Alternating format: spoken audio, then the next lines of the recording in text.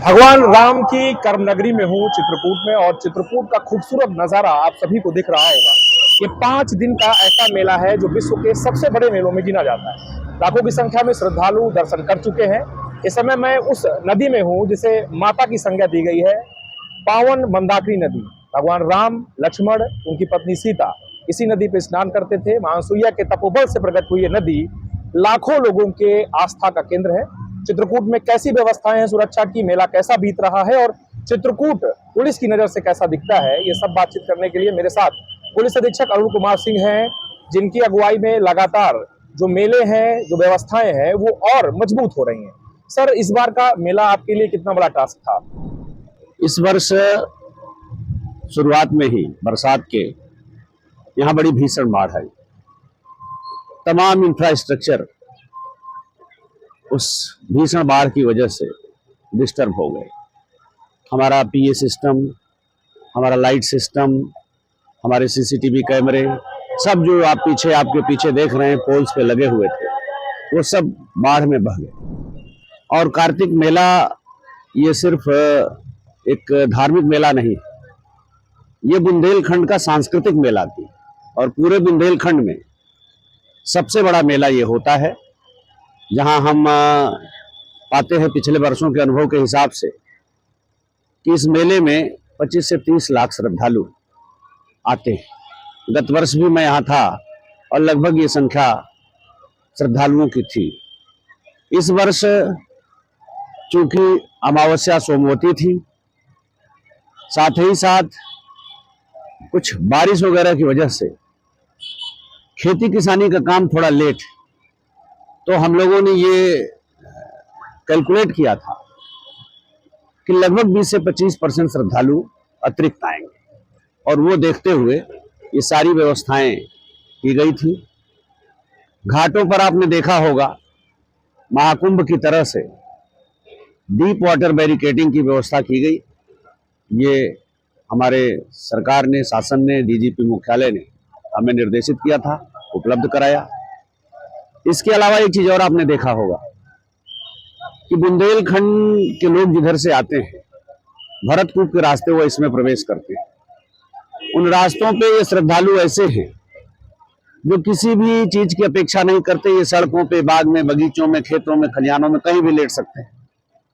लेकिन गत वर्ष एक प्रयोग किया गया था कि अगर ग्राम पंचायतों के माध्यम से, नगर पालिका के माध्यम से, स्वयंसेवी लोगों के माध्यम से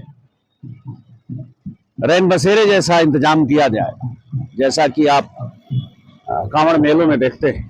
ये प्रयोग जिलाधिकारी महोदय ने गत वर्ष किया था और उसको विस्तार दिया गया। तो आप पाए होंगे कि पूरे रास्ते पे जो भरतकूप से इन करता है, कहीं आपको सड़कों पे कोई लेटा नहीं मिला, सड़क के किनारे नहीं लेटा मिला।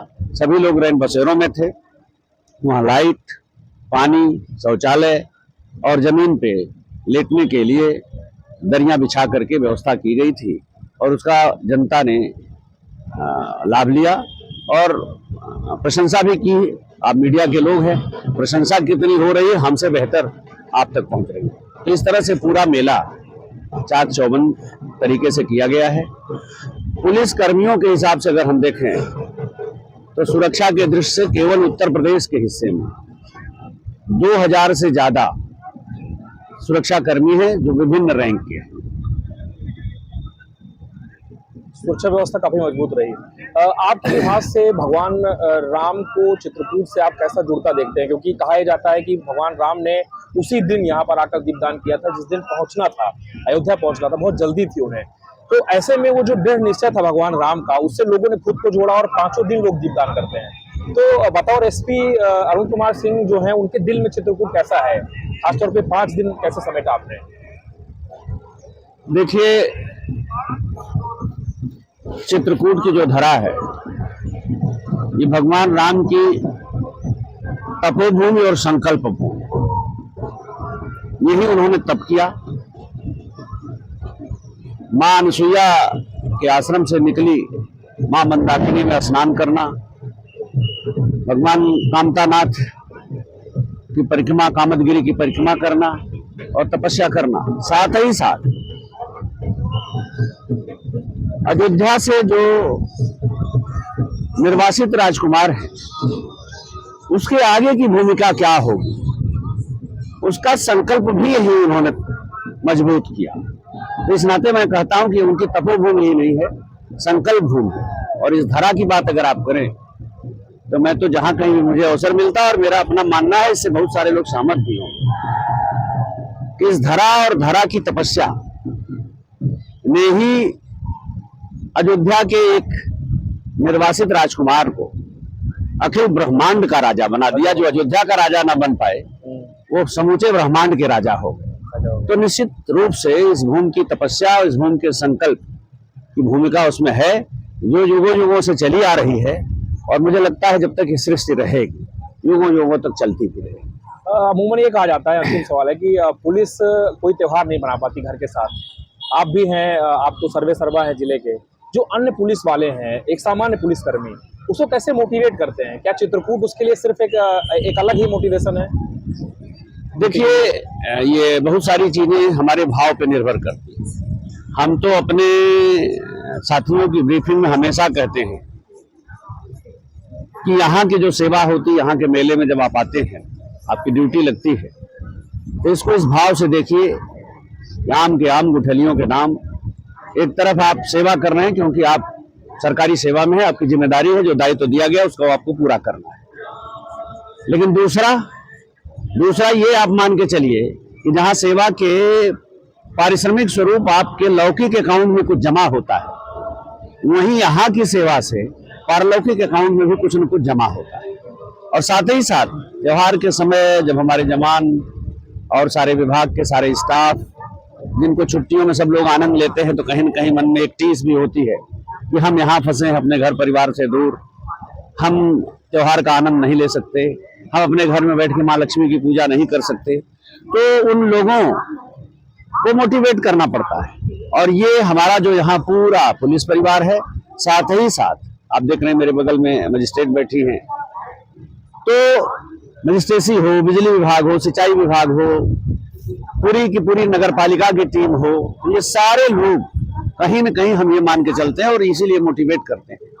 हम सभी एक फैमिली के मेंबर हैं, और फैमिली की तरह से हम लोग एंजॉय करें, तो शायद ड्यूटी भी बेहतर होगी, और उसका जो प्रतिफल है, जिसकी मैं अभी आपसे कहा, लौकिक पारलौकिक दोनों बेहतर होगा। तो इस नाते इस मेले में मुझे लगता है, मैंने जैसा आपसे बताया कि 2000 पुलिसकर्मी हैं, तो इतना ही मुझे लगता है अन्य विभागों के लोग भी लगे होंगे, तब जाकर के मेला संख्या हो गई होगी दर्शन करने वाले श्रद्धालुओं की। दर्शन करने वालों की संख्या मुझे लगता है आज जिस तरह से भीड़ आई है, कल के बाद लोगों को ये लग रहा था कि दीपावली के बाद कल हो सकता थोड़ा कम हो, लेकिन चूंकि अमावस्या कल भी थी और आज भी थी, और आज उदया तिथि की अमावस्या थी, इस नाते सवेरे से ही कहीं ऐसा न लगा कि कल और आज में किसी तरह का अंतर। और किसी समय तो ये स्थिति थी कि जो अधिकारी यहाँ ड्यूटी कर रहे थे, जो के हिसाब से, और मैंने भी जो देखा, ये लगा कि कल से कहीं कभी 10-15% भीड़ ज्यादा थी। तो मुझे लगता है कि 20 से 25 लाख लोग दर्शन कर चुके, तो अब तक दर्शन कर चुके होंगे, और अभी ये मेला 2 दिन बचा है। तो जो हम लोग उम्मीद कर रहे थे, ये संख्या इस बार 30 लाख के पार जाएगी, तो निश्चित रूप से वो संख्या उसके पार जाएगी। धन्यवाद। तो हमारे साथ पुलिस अधीक्षक महोदय थे। और चित्रकूट कैसे बदल रहा है, मेरे पीछे का जो आप नजारा देख रहे होंगे, जिसमें अपना चित्रकूट लिखा है, और डिजिटली चित्रकूट को इस तरीके से सजाया गया है कि मानो पल भर के लिए सभी लोग चित्रकूट आ गए। और कहा भी जाता है कि भगवान राम इन दिनों चित्रकूट में होते हैं, यानी अपनी जन्मभूमि अयोध्या से ज्यादा गौरवशाली और अद्भुत क्षण चित्रकूट के लोगों के लिए होता है। और शायद यही कारण है कि लाखों की संख्या में लोग सबसे बड़ा अपने जीवन का दीप दान करने चित्रकूट आते हैं। चित्रकूट पुलिस अधीक्षक ने यह भी बताया कि कैसे वो मोटिवेट करते हैं अपने पुलिस के जवानों को, और कैसे इतनी बड़ी भीड़ को नियंत्रित करके पुलिस आयोजित करती है कुंभ के बाद विश्व का एक सबसे बड़ा आयोजन। नवप्रभा लाइव के लिए अनुज हनुमत की रिपोर्ट।